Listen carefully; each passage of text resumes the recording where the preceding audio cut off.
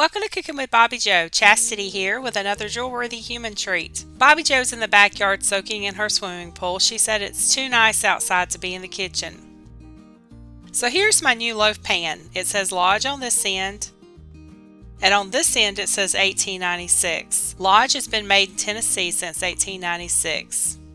I'm going to make a meatloaf in this pan. I was waiting until I got enough money saved to buy a new mixer to knead bread dough for me, since my hands are kind of messed up from MS, but I decided to go ahead and make a meatloaf in it. The best way to make sure a cast iron pan is good and seasoned is to cook something greasy in it. I didn't realize this insert stuck on the bottom of this pan had so much information on it. It tells you all about Lodge cast iron, how to use it, how to clean it. There's a lot of information there. So I'm going to wash it up and get it ready to use.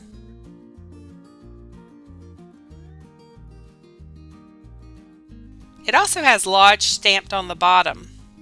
I'm going to dry this off, then I'm going to put some bacon grease in it.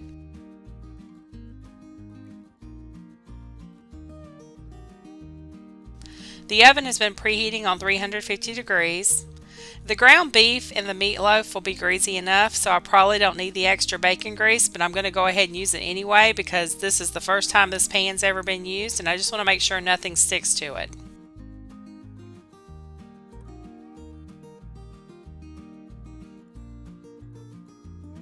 I'm sticking it in the preheated oven and then we're going to get started on the meatloaf. This is 1.5 pounds of ground beef. And I'm smashing this clove of garlic with the bottom of a glass. I have a garlic press, but this works just fine for this recipe. I don't feel like getting out my garlic press.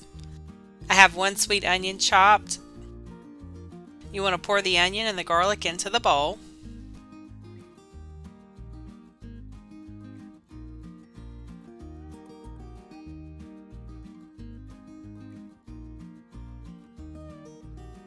Add in 1 egg. Then add in 1 tablespoon of honey, 2 tablespoons of ketchup,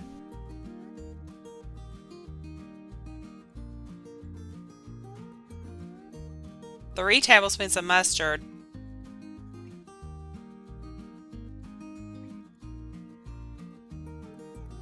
and 3/4 a cup of milk. Then add 1.5 cups of breadcrumbs. You may need to add more depending on the texture. Add some salt and pepper.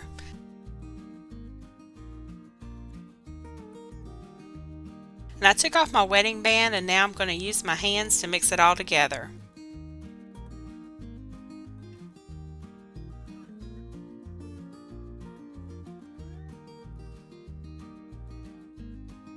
Carefully pull the hot loaf pan out of the oven, and then you want to press the ground beef mixture into the pan.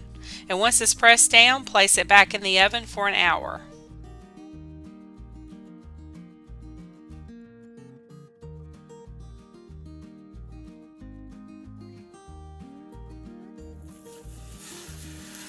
Listen at it sizzle.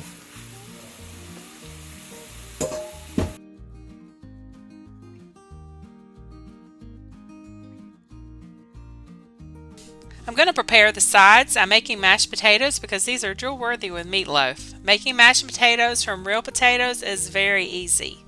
I peeled 2 medium potatoes since there is just 2 of us. Slice them up.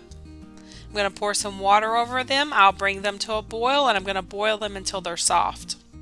In another pot, I'm going to fry up a slice of bacon. I've cut it into 4 pieces. I drain the green beans and only leave a little bit of liquid in the can, and I pour that into the bacon. I salt and pepper to taste, and then I'm just going to let that simmer on low until the meatloaf is done. I'm also going to make the glaze for the meatloaf. I combine some mustard and honey together.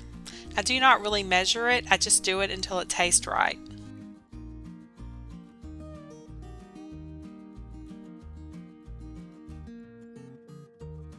Then pour it over the meatloaf. Place it back in the oven on broil. Keep an eye on it to make sure it doesn't burn.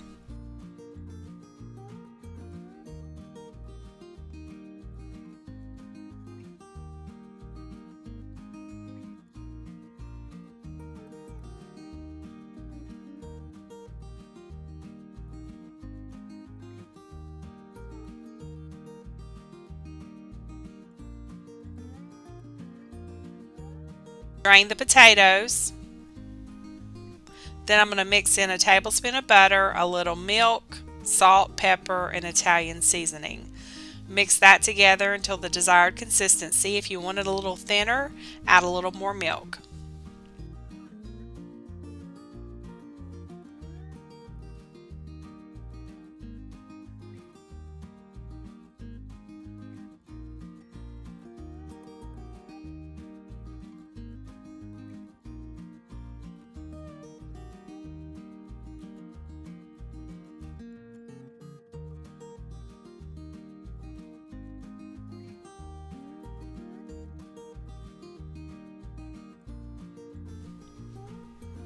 Then I'm going to add in some cheese.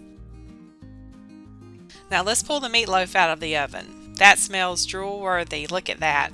Of course, if you prefer the ketchup glaze, go ahead and do that. Steve loves honey mustard, so I created this recipe for him.